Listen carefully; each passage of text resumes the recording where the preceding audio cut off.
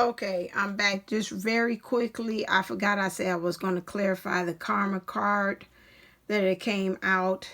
I'm just going to read kind of straight through it. So next after the karma card came the main female, which to me represents the divine feminine, with her having something to offer the divine masculine.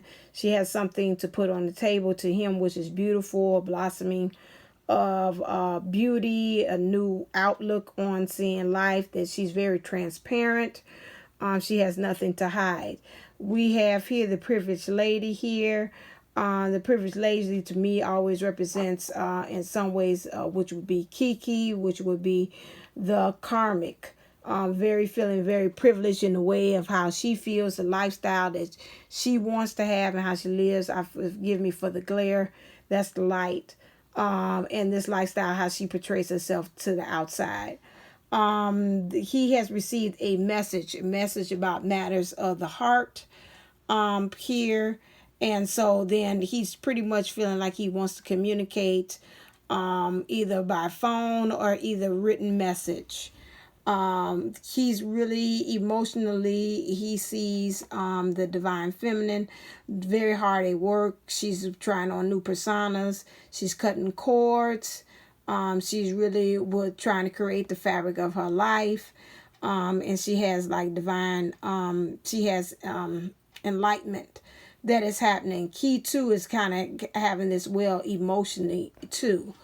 He is really having his eyes on the prize, which would be on a divine feminine, and he really is having his eyes on the prize for great fortune. However, right now he says he's really like he's being a false person, which just came out before. He feels again that she's this karmic that he's with has something to hide. He's putting him in the position, he feels like it's a forced position where he is feeling as if he's got to put on this mask and be this suave and debonair and got this all together kind of stuff. But behind him, it said the house is like burning down. So in some ways it's like she's saying she wants selfie time, and he's like, but honey, babe, the daggone house is burning behind us. Nah, I don't want to take a selfie now. And so he's like, really everything is crumbling. She's trying to kind of still portray to the world a certain way, and he's like, things is falling apart, and he's like, tired of trying to play to her tune. Again, it's some kind of way this person has some kind of child is involved that he really feels like he's got to take care of. This person really looks up to him. He feels as if he's got to really protect this child here. Now, the child could be like within himself, the vulnerability within himself, get back his sovereignty as well, or it could be also an actual child. Also, excuse me again for the glare, but we have with this card, it's no way I can semi-do it that way. Okay, which we have next is the bad health card. This bad health card, again, he said, I know I made my bed, I'm lying in it, but however, I'm trying to get enlightenment where I am, which is represented by the light here. And he feels like you are the one that's going to help him and nurse him to health. He looks to you for a lot. I say, I turn to you. Look to you by Whitney Houston.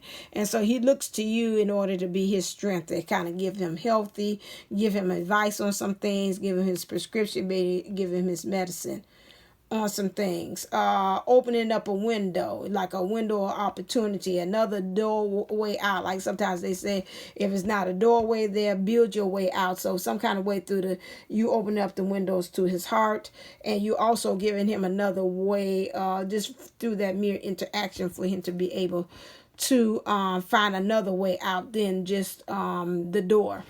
Okay, he's at this point that he feels like it's just like he's getting like downloads. When I look at this, sudden wealth where spirituality is just really pouring into him at this time, and he's really getting some serious spiritual growth. He also feels, excuse me for the glare again, but this one is the main male. He wants to become that divine masculine as well. So that's what's happening with that card, which is represented with the number 1 there. So he really wants to get to the point that